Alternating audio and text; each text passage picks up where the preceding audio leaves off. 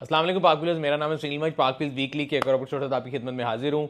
Weekly की पहली report हमेशा की तरह फ्यूल प्राइसेस को लेके होती है और काफ़ी अरसे से गवर्नमेंट जो है ना हमारे जज्बात और एहसास से खेलती आ रही है। एक तरफ गर्मी बढ़ रही है और बाहर जो है 47-48 डिग्री जो फील्ड है 50 चल रहा है लाहौर में, तो बाकी शहरों में भी गर्मी जो है बहुत ज़्यादा है, लेकिन गवर्नमेंट हमारे जज्बात से खेलती रहती है।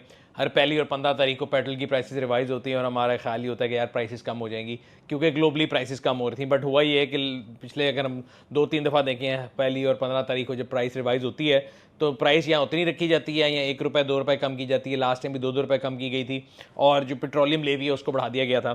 और इस दफ़ा भी जो प्राइस है वो तकरीबन पेट्रोल की सेम रखी गई है, डीजल की प्राइस में ₹2 कमी कर दी गई है और अब जो डीजल की प्राइस है वो तकरीबन 254 रुपीज़ 0.84 पैसा के करीब है।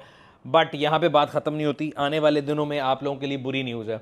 बुरी न्यूज़ इस तरह है कि अभी आपने देखा होगा, इर्द गिर्द हम आजकल देख रहे हैं टीवी प्रोग्रामों पे, सोशल मीडिया पे, कि पाकिस्तान में गाड़ियाँ सस्ती होने वाली हैं, रेल पेल होने वाली है, IMF ने ये कह दिया, ड्यूटी कम हो गई और लोकल गाड़ियों की कीमत में 20-20 लाख कमी। तो वो तो होनी है नहीं होनी, मैं आपको आगे बताऊंगा, मैं पहले भी एक वीडियो में बता चुका हूँ। लेकिन जो चीज़ बजट में आने जा रही वो ये कि जो पेट्रोलियम लेवी है, जो पहले 40 रुपये थी, फिर 50 थी, फिर 60 थी, वो 100 रुपये के ऊपर जो है प्रपोज की जा रही है कि पेट्रोलियम लेवी 100 रुपये पर लीटर होगी। जी हाँ, जो आप पेट्रोल डलवाएंगे, जिस तरह अभी 250 रुपये है, तो उसमें अभी तकरीबन 60-70 रुपये के करीब लेवी है, वो उसको 100 रुपये के ऊपर लेके जाएंगे। और इसका मतलब ये है कि आपके और मेरे लिए कोई अच्छी न्यूज़ नहीं है आने वाले दिनों में।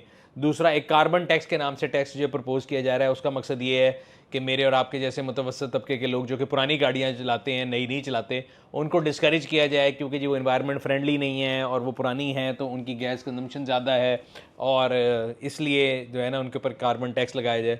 तो उसका ये भी मतलब है कि आम आदमी जो कि पुरानी गाड़ी चला रहा है उसके ऊपर ये टैक्स भी लगने जा रहा है। तो ये दो टैक्स जो हैं ये बड़े डेंजरस हैं जो कि लगने जा रहे हैं।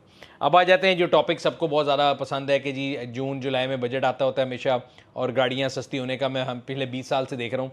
हर साल यही जो है न्यूज़ चलती है कि जी गाड़ियाँ सस्ती हो जाएंगी, रेल पेल हो जाएगी। और हम बचपन से जवान हुए, जवानी से बुढ़ापे की तरफ चले गए, लेकिन वो गाड़ियाँ कभी सस्ती नहीं हुई, ना ही आगे कभी होंगी।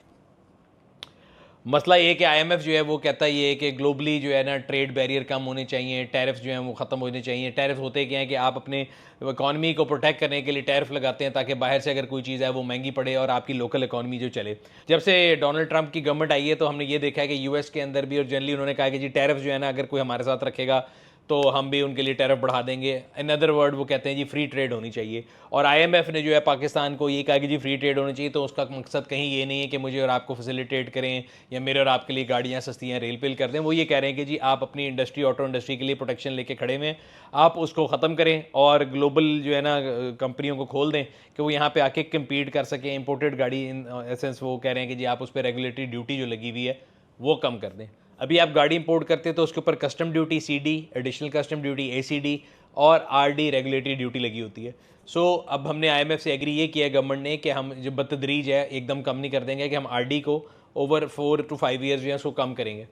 और उसकी वजह से लोगों का ख्याल ये है कि शायद जो अभी आप देखते हैं जो मतलब ऑटो इंडस्ट्री को नहीं जानते, सिर्फ ऐसी खाली रिपोर्ट बनाए रिपोर्ट करते हैं ना, वो कह रहे हैं जी 20-20 लाख गाड़ी सस्ती हो जाएगी। तो लोकल इंडस्ट्री के लिए कोई कंसेशन नहीं है, लोकल गाड़ी कोई सस्ती नहीं होगी। अगर लोकल गाड़ी गवर्नमेंट आपके लिए सस्ता करना चाहती है तो गवर्नमेंट जो है अपने टैक्सेस कम कर सकती है, जो कि काफ़ी हैवी अमाउंट में लोकल गाड़ियों पे लगे हुए हैं। इंपोर्टेड गाड़ियों पे अब आ जाते हैं। इंपोर्टेड गाड़ियों में किसको इसका इम्पैक्ट होगा? तो वो गाड़ियाँ जिनके ऊपर रेगुलेटरी ड्यूटी लगी हुई है, जो छोटे इंजन की गाड़ियाँ 660 हज़ार, उन पर पहले कोई रेगुलेटरी ड्यूटी नहीं है, उनके लिए कोई रिलैक्सेशन नहीं है। बड़े इंजन की गाड़ियाँ, लैंड क्रूज़र, प्राडो, उस पर अगर रिलैक्सेशन आएगी, कितनी आएगी, कितने परसेंटेज आएगी और RD कम करके किसी और नाम से टैक्स लग जाएगा, नहीं लगेगा, वो वक्त बताएगा।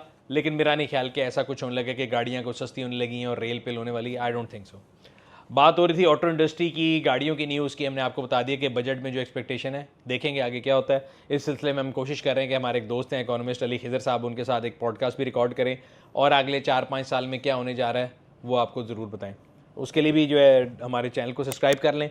उसके अलावा अगर हम ऑटो इंडस्ट्री की बात करें तो मतलब अभी हम लोकल इंडस्ट्री में अगर देखें तो प्राइसेस जो पिछले दिनों प्राइस वॉर्स हुई और कई गाड़ियों की जो है ना प्राइसेस कम भी हुई, बट कई कैटेगरीज ऐसी हैं जिनके अंदर कोई कंपटीशन मौजूद नहीं है। ख़ासतौर पे कमर्शियल जो गाड़ियाँ हैं उनके अंदर मैंने देखा प्राइसेस कम नहीं होती, ऊपर ही होती हैं। तो हुंडई ने अपनी जो पोर्टर उनकी रेंज है उसकी प्राइसेस बढ़ा दी हैं। स्क्रीन पे आप देख रहे होंगे प्राइसेस बढ़ चुकी हुई हैं, और अगर आप पढ़ना चाहते हैं तो लिंक पे जो है क्लिक करके पढ़ सकते हैं। उसके अलावा ऑटो इंडस्ट्री से अगर हम न्यूज़ बात करें तो निसान गंधारा की तरफ से एक प्रोडक्ट आई थी सुजू D-Max, जिसका भी फेसलिफ्ट आया था, हम लोगों ने उसका फर्स्ट लुक रिव्यू भी किया था, बट वो 3 लीटर वेरिएंट का किया था।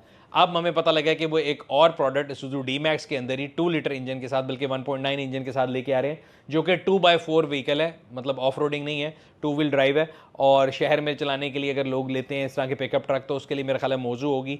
उसकी प्राइसेस क्या होंगी, उसके ऑप्शंस क्या हैं, अगर आप पढ़ना चाहते हैं तो लिंक मैं साथ लगा दूंगा, आप उस पर क्लिक करके पढ़ सकते हैं। ऑटो इंडस्ट्री से एक और न्यूज़, अक्सर हमारे यहाँ पे ये होता है कि जब हम कोई छोटी गाड़ी देखते हैं तो एक न्यूज़ बन जाती है कि मेहरान का कंपैरेटर आ गया, ऑल्टो का तोड़ आ गया, और इस तरह के कई नारे वादे हमने पिछले 10 सालों में कई दफ़ा सुने हैं, बट अभी तक कोई जो है मेहरान या ऑल्टो को तोड़ नहीं सका। रीज़न ये है कि जो लोअर एंट्री बैंड है ना, उसके अंदर लोगों की लॉयल्टी एक तो ब्रांड के साथ है, ये नहीं कि सुजुकी बहुत अच्छी प्रोडक्ट बनाता है और इस वजह से है, बस इस वजह से है कि उनको होता है कि उसकी रीसेल होगी। सो नए आने वाले कोई भी जो ब्रांड है ना, उनको अगर आप देखें तो एंट्री लेवल की गाड़ी लाने में मसला होता है, क्योंकि उसकी ऑब्वियसली नहीं होते हैं, रीसेल नहीं होती, और नीचे वाली जो बैंड है उसमें कस्टमर जो है, अगर आप literally if you put a Mehran for sale, तो आपको पता लगेगा लोग हज़ारों में नहीं 100 के ऊपर भी निगोशिएशन करते हैं और गाड़ी छोड़ देते हैं। सो एक और कंपनी है इन्फ्रेक्स के नाम से, वो जो इलेक्ट्रिक गाड़ियाँ लेके आई है, इन्फ्रेक्स की जो प्रोमो प्राइस है वो भी तकरीबन अगर देखा जाए तो प्राइस जो स्टार्ट होती है वो ऑल्टो की प्राइस से होती है, 34 लाख रुपए से स्टार्ट होता है। जो टॉप वेरिएंट है वो 50 लाख रुपए पे जाता है, और उसकी बुकिंग की क्या शराइत हैं वो सारी लिख दी गई हैं। Again we are not giving any verdict about the quality of product, delivery of product, हमने आपको सिर्फ न्यूज़ बता रहे हैं कि एक कंपनी है जो कि इलेक्ट्रिक गाड़ियाँ लेके आई है। टाइम के साथ पता लगेगा कि वो कैसा परफॉर्म करते हैं। मैं थोड़ा स्केप्टिकल होता हूँ नई गाड़ियों के बारे में जो कि इलेक्ट्रिक गाड़ियाँ खास तौर पे। मुझे लगता है कि एंट्री लेवल की इलेक्ट्रिक गाड़ियाँ ऑब्वियसली इसलिए नहीं चल सकती बिकॉज उनकी रीसेल अभी कैटेगरी की नहीं बनी। वो तो जो अपर बैंड की इलेक्ट्रिक गाड़ियाँ उनकी नहीं बनी, तो लोअर बैंड की तो बिल्कुल ही नहीं बनी। और वंस यू बाय देम उनकी रीसेल का क्या होगा वो विद टाइम पता लगेगा। बट जनरली ग्लोबली एक रूल ये है कि इलेक्ट्रिक गाड़ियाँ 30 to 40% अप्रिशिएट करती हैं एक साल में, और पाकिस्तान में ये फिनोमिना कैसे चेंज होगा ये टाइम ही बताएगा। बट अभी जो है वो ऐसा ही है। हमने पहले भी देखा कि कई गाड़ियाँ आई और लोगों ने बुक कराई, और कि जी हम ऑन पे का, जो हमारे यहाँ पे एक बड़ा लोगों को शौक है, बट अच्छा हुआ उनके साथ जो ऑन के लिए गाड़ियाँ बुक कराते हैं। तो कोई भी इलेक्ट्रिक गाड़ी आज तक मैंने अभी रिसेंट पार्ट्स में ऑन पे नहीं बिकती हुई देखी, सब अपनी रिटेल प्राइस पे बिक रही हैं, और साल बाद उनकी क्या प्राइस होगी ये वक्त बताएगा। अगली न्यूज़ है वो रीजनल न्यूज़ है पंजाब के अंदर, बल्कि सीटीओ है लाहौर के, उन्होंने काफ़ी अच्छे इकदाम किए हैं जब से वो आए हैं। पहले उन्होंने पिलियन राइडर के ऊपर जो है हेलमेट लाजमी करार दिया था, और उन्होंने बताया था कि आहिस्ता आहिस्ता हम रूल को सख्त करेंगे। इस तरह जो साइड मिरर है उन पर भी किया था। तो अभी जो नई न्यूज़ आई है उसके मुताबिक उन्होंने ये कहा कि जी अब जो है ना हैवी जो पहले फ़ाइन से, अब फ़ाइन की जगह जो इम्प्रिजनमेंट होगी, और अगर आप 1 वे की खिलाफ वर्जी कर रहे हैं, आप हेलमेट नहीं पहन रहे, इस तरह के 4-5 रूल्स हैं जिनकी खिलाफ खिलाफ वर्जी करेंगे तो सीधा आप जो है जेल के पीछे जाएंगे। एंड अगेन मेरी कभी भी कोई जिसे कहते हैं ना नरम कॉर्नर मैंने नहीं रखा उन लोगों से जो कानून तोड़ते हैं, बिल्कुल अच्छा कर रहे हैं, और जितना ज़्यादा सख्ती की जाएगी उतना बेहतर है। हम देखते हैं अपने इर्द गिर्द, अभी कल हम देख रहे थे कि लाहौर में एक वाक़या पेश आया जिसमें 3 बच्चों की जान चली गई। घर से इम्तिहान देने जा रहे थे, नहर में गाड़ी गिर गई। तेज़ रफ्तारी, अंडर एज ड्राइविंग, बगैर लाइसेंस के ड्राइविंग, ये आपके बच्चों से कोई प्यार नहीं है जिसका आप इजहार कर रहे हैं। अगर आपका बच्चा गाड़ी की चाबी, बाइक की चाबी या ऐसी किसी भी चीज़ की चाबी लेके जा रहा है जिसकी अंडर वो एज है, तो आप उससे कोई प्यार का इजहार नहीं करें, बल्कि आप उसकी मौत को खुद दावत दे रहे हैं। तो कोशिश करें कि अंडर एज ड्राइविंग को डिस्करेज करें हर लेवल पे, एक घर के लेवल से शुरू होकर सोसाइटी, मोहल्ला, शहर, आपको जहां अंडर एज ड्राइविंग मिले आप उसको रोकें, पुलिस को इन्फॉर्म करें, मेक श्योर करें, क्योंकि ये आप उनके साथ दुश्मनी नहीं दोस्ती कर रहे होंगे। बल्कि अगर आप अदर वे राउंड जाएंगे कि आप कहें नहीं यार मेरे दोस्त का बच्चा है, इन्हू जान दो, इन्हू कुछ नहीं कहना, तो उससे आप उसके साथ अच्छाई नहीं करें, बल्कि उसके लिए बुरा एक जो है ना प्रेसिडेंट सेट करें। तो कोशिश करें कि अपने बच्चों की जो ज़िंदगी है उनसे प्यार का जो इजहार है वो किसी अच्छे तरीके से कर लें, बजाय इसके कि आप उनको एक ऐसी सवारी पे चढ़ा दें जो ना वो चलाना जानते हैं ना उनके पास उसका लाइसेंस है। तो ये मेरे ख्याल से एक अच्छा इकदाम है जो कि सीटीओ लाहौर ने किया और बाकी शहरों में भी करना चाहिए। पाकविल ऑटो स्टोर की तरफ चलते हैं। गर्मी भी आ रही है, बकरा ईद की भी आमद है, तो पाकविल ऑटो स्टोर आप लोगों के लिए बड़ी ईद की जो सेल लेकर आया है उसमें तकरीबन अगर पाकविल से आप प्रोडक्ट लेते हैं तो अप टू 33% ऑफ मिलेगा। अगर आप जो स्टोर पर डिफरेंट प्रोडक्ट लिस्टेड हैं उस पर अगर आप इन डेट्स के ऊपर ऑटो शो की सेल को एंजॉय करना चाहते हैं तो आप अभी जाके पाकविल ऑटो स्टोर के ऊपर ऑर्डर कर सकते हैं और सेल का फ़ायदा उठा सकते हैं। अब चलते हैं अपकमिंग इवेंट्स की तरफ। लाहौर के अंदर जी 25 मई को संडे को ये एक ऑटो शो होने जा रहा है, Q high street auto show के नाम से, जो कि पाकविल आपको जो है ना डिजिटली भी दिखाएगा और वहाँ पे खुद भी हम मौजूद भी होंगे। पाइन एवेन्यू के ऊपर ये लोकेशन है क्यू हाई स्ट्रीट, और ये तकरीबन एक एक्सक्लूसिव ऑटो शो है जो कि शाम के टाइम होगा तकरीबन 5 से रात 12 बजे तक, और वहाँ पे म्यूजिकल परफॉर्मेंस भी है यंगस्टर्स की। याद रहे एक टिकटेड इवेंट है और टिकट्स जो है वो ticketwala.pk से आपको मिलेंगी। मौके पे जाके मेरे से रिश्तेदारी किसी और से रिश्तेदारी कोई फ़ायदा नहीं देगी। सो मैंने भी अपनी टिकट ख़रीद ली है, आप भी अगर आना चाहते हैं तो टिकट ख़रीद लें।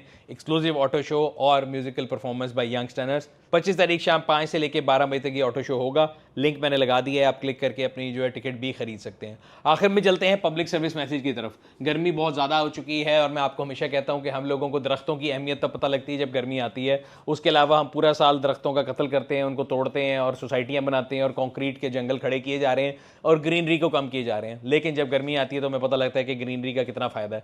तो जब गर्मी आए कोशिश ये करें कि एक तो आप घर से बाहर अगर निकलें तो गैर ज़रूरी सफ़र ना करें। आजकल बहुत हैवी हीट वेव आई हुई है, तो धूप के टाइम बाहर ना निकलें, शाम के लिए अपने कामों को लिस्ट कर लें। और अगर आपको निकलना पड़ रहा है तो गीले तौलिए का इस्तेमाल करें या ऐसी जगह पे बाइक को खड़ी करें या गाड़ी को खड़ी करें जहाँ पे साया है, ताकि वो गर्म ज़्यादा ना हो। दरख्त फिर मैं आपको बता रहा हूँ कम रह गए, लेकिन फिर भी आप जो है साए का इंतखाब कर सकते हैं। दूसरा, हीट वेव फैली हुई है तो बाहर निकलने से आपको डिफरेंट बीमारियाँ हो सकती हैं, मीग्रेन हो सकता है, हीट स्ट्रोक हो सकता है, तो उससे बचने की कोशिश करें। तीसरी चीज़, अपनी खुराक को बेहतर कर लें। मैं हमेशा कहता हूँ कि जैसे अगर सर्दी आती है बहुत ज़्यादा तो लोग हीटर चलाते हैं, तो मैं कहता हूँ यार आप ज़्यादा कपड़े पहन लें, अपनी खुराक को ऐसा करें जो कि आपको सर्दियों में गर्मी का एहसास दिलाए। इसी तरह गर्मियों में भी जब गर्मी आ गई है तो अपनी खुराक को रिप्लेस कर सकते हैं, जैसा तरबूज है, खरबूजा है। तो मैंने भी लाहौर की गर्मी को बीट करने के लिए आजकल तरबूज का जो है जूस पी रहा हूँ। सो कोशिश ये करें कि आप अपनी खुराक को ऐसा बनाएं। डिफरेंट फैक्टर्स हैं, पानी जो है ज़्यादा पिएँ, हाइड्रेटेड रहें, डिहाइड्रेशन ना हो, साए में बैठें। और अगर आपके पास एसी नहीं है तो पंखे में रहें, एसी है तो उसको 26 पे चलाएं। ज़रूरी नहीं कि उसको 16 टेम्परेचर पे ले जाके पूरे मुल्क की बिजली ख़त्म करें। तो एक ज़िम्मेदार शहरी होने का सबूत दें, अपनी और दूसरों की जो है ना सेहत का ख्याल रखें। ये था आज का वीकली, उम्मीद करते हैं आपको पसंद आया होगा। अगले हफ्ते आप लोगों से मुलाकात होगी, तब तक अपना और अपने गिरद दिमाग लोगों का ख्याल रखिएगा। शुक्रिया।